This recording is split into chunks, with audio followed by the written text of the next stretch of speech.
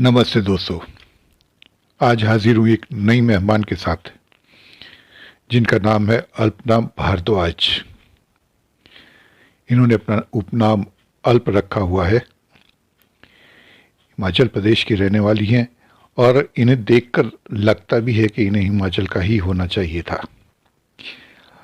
Commerce में ये post graduation की हुई है इन्होंने और साहित्यिक और कलात्मक विकास हेतु सावन फाउंडेशन द्वारा नियुक्त मंच संचालिका हैं ये। इनका पहला प्रकाशन है मीमांसा, व्यास और मेरी बहती कविताएं, और दूसरा प्रकाशन है बुझा हुआ चांद, जो कि एक कविता संग्रह है। इनकी कुछ प्रसिद्ध अतुकांत कविताएं हैं मिदा नहीं दे है ये, मेरी बहती कविताएं, ये गंध अम्नियोटिक द्रव की, उत्तरायण, इजिप्ता, प्रेम पवित्र है, वह मैं लौटूंगी तितली बनकर। स्वामी विवेकानंद जी के विचारों से अति प्रभावित हैं और चूंकि हिमाचल में रहती हैं तो लाजमी है कि प्रकृति से इनको बहुत लगाव है, बहुत प्रेम है। आज ये अपनी लिखी हुई एक रचना अपनी ही आवाज में सुनाने जा रही हैं, तो आइए इन्हीं से सुनते हैं इन्हीं की एक रचना इन्हीं की आवाज में। धन्यवाद आपका। कितने ही ख्याल ब्रह्मांड में मंडरा रहे होंगे ना। आखिर कहाँ जाता होगा पुराना ख्याल नए ख्याल के आने पर? क्या वे हवा में घुलते हैं, धुंध बनते हैं, या फिर मन में ही मन के किसी कोने में दबे रहते हैं? अगर दबे रहते हैं तो हमने कितनी सारी कविताएं लिख ली ना मन ही मन, और उन्हें कैद कर रखा है उसी मन की अलमारी में जहां से बच्चे उन्होंने जन्म लिया। कभी कभी सोचती हूँ कितने मतलबी है ना हम, उन्हें कभी दुनिया में लाया ही नहीं।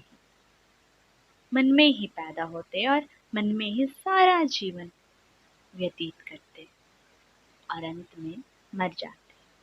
और तो और उनकी आत्माएं भी फिर हमारे उसी मन में घूमती रहती, एक नया ख्याल बनकर। क्या वे इतने छोटे या महीन होते होंगे कि उनको स्वतंत्रता ही नहीं बाहर आने की?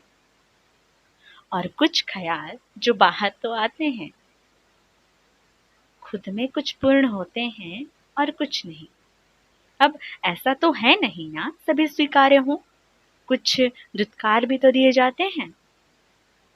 कितने भाग्यशाली होते होंगे ना वो ख्याल जो चरम पर जाकर श्रेष्ठता पाते हैं। हर मुख अकस्मात ही बोले जाते हैं। और कुछ वह भी जो मन से बाहर तो आते हैं पर फिर वापस कैद पन्नों में हो जाते हैं। एक ऐसा ही ख्याल जो न किसी पन्ने में कैद है और न मेरे मन में। सच कहूँ तो यह कविताएं विशेष आकस्मिक ही निकली है मेरे अंतर्मन से। मैंने जब भी स्वयं को टटोलना चाहा, बस अपने भीतर ऐसे ही अनेकों लयबद्ध विचारों को उपजते देखा। मैं हमेशा कविताओं के सागर में स्वयं ही नाविकपन अकेले नौका पर बैठे गोते लगाती रही, तन्मयता से आंखें मूंद कर। मैंने पाया जिस गंतव्य की ओर मैं जा रही उसका वास्तव में कोई छोर है ही नहीं। जल की पुलकित लहरें जो कल कल कल कल बह रही थी, मैंने स्वयं को निहारा उनमें, संवारा उनमें। मैंने केश गुच्छ खोल लिए अपने, एक लंबे समय के बाद बाहें फैलाकर डूबते सूरज की लालिमा को महसूस किया स्वयं में।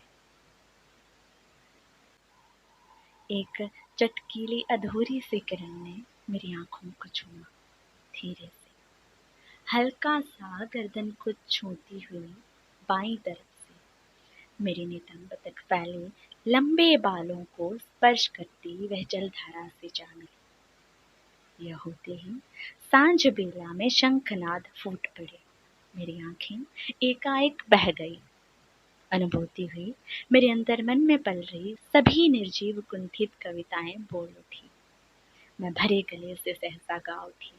मैंने क्रंदन गाया, वंदन गाया, धरा गाई, आकाश गाया, स्थूल गाया, सूक्ष्म गाया, पर्वत गाया, पठार गाया, प्रकाश गाया, तिमिर गाया, ऐश्वर्य गाया, निर्धन गाया, विरह गाया, प्रेम गाया। अनुकूल जहों वातावरण हुआ, मेरे भीतर बह रही सागर की लहरें हिलोरे भरती। आत्मविश्वास श्वास भरती, मुझ में तेज भरती।